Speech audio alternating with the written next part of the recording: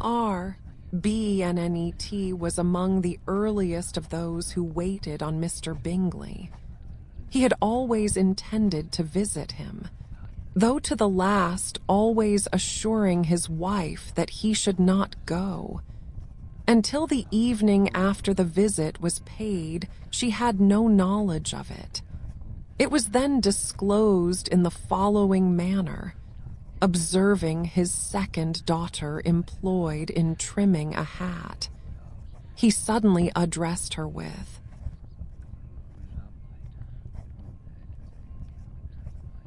"I hope Mr. Bingley will like it. Lizzie."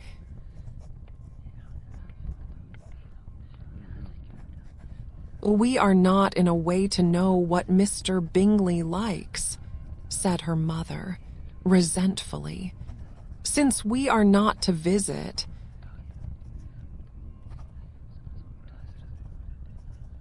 "But you forget, Mamma," said Elizabeth, "that we shall meet him at the assemblies, and that Mrs.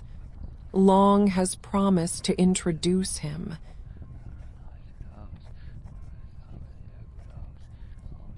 "I do not believe Mrs. Long will do any such thing. She has 2 nieces of her own. She is a selfish, hypocritical woman, and I have no opinion of her."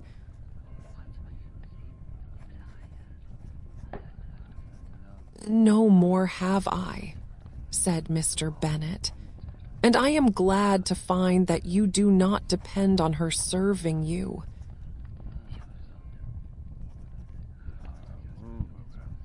Mrs. Bennet deigned not to make any reply, but, unable to contain herself, began scolding one of her daughters.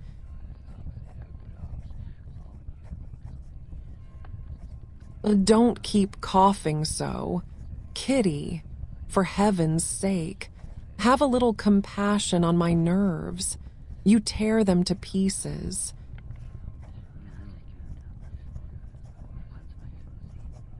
"Kitty has no discretion in her coughs," said her father. "She times them ill."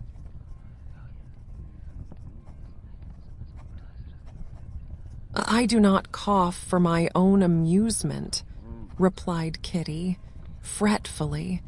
"When is your next ball to be, Lizzie?"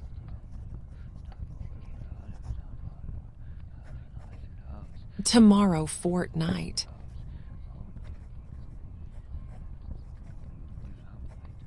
"Aye, so it is," cried her mother.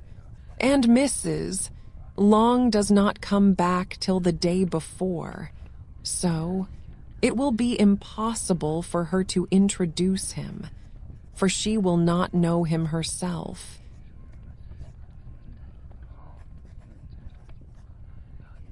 "Then, my dear, you may have the advantage of your friend, and introduce Mr. Bingley to her."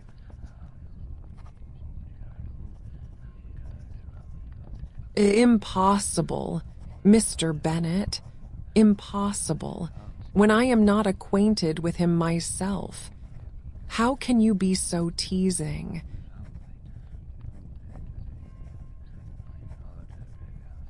"I honor your circumspection.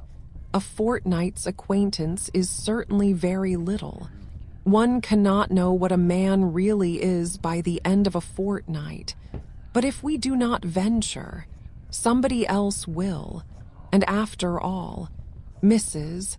Long and her nieces must stand their chance. And, therefore, as she will think it an act of kindness, if you decline the office, I will take it on myself."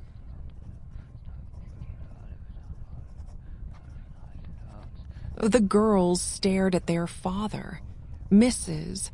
Bennet said only, "Nonsense, nonsense."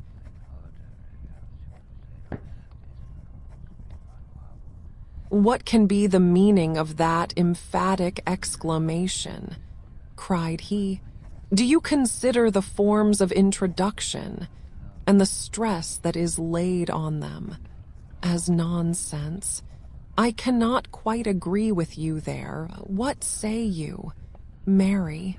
For you are a young lady of deep reflection, I know, and read great books, and make extracts.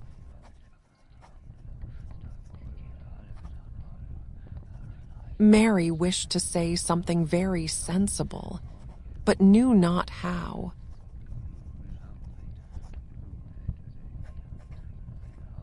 While Mary is adjusting her ideas, he continued, "Let us return to Mr. Bingley."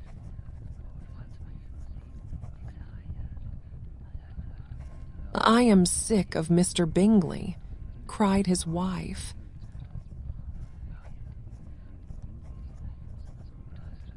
"I am sorry to hear that, but why did you not tell me so before, if I had known as much this morning? I certainly would not have called on him. It is very unlucky, but as I have actually paid the visit, we cannot escape the acquaintance now."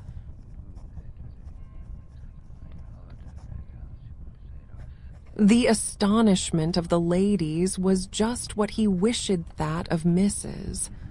Bennet, perhaps surpassing the rest. Though when the first tumult of joy was over, she began to declare that it was what she had expected all the while.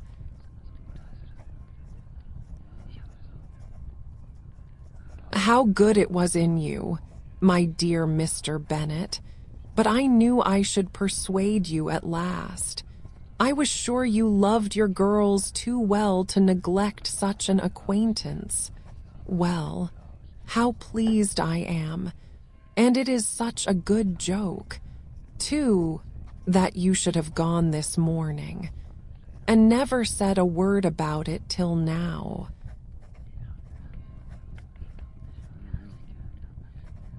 "Now, Kitty, you may cough as much as you choose," said Mr. Bennet, and, as he spoke, he left the room, fatigued with the raptures of his wife.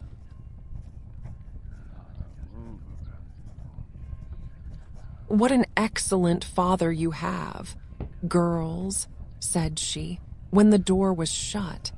"I do not know how you will ever make him amends for his kindness, or me either, for that matter, at our time of life. It is not so pleasant, I can tell you, to be making new acquaintances every day. But for your sakes we would do anything. Lydia, my love, though you are the youngest, I dare say Mr. Bingley will dance with you at the next ball."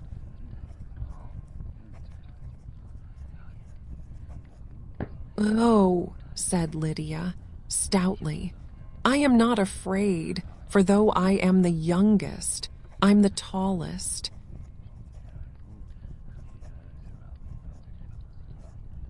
The rest of the evening was spent in conjecturing how soon he would return Mr. Bennet's visit, and determining when they should ask him to dinner.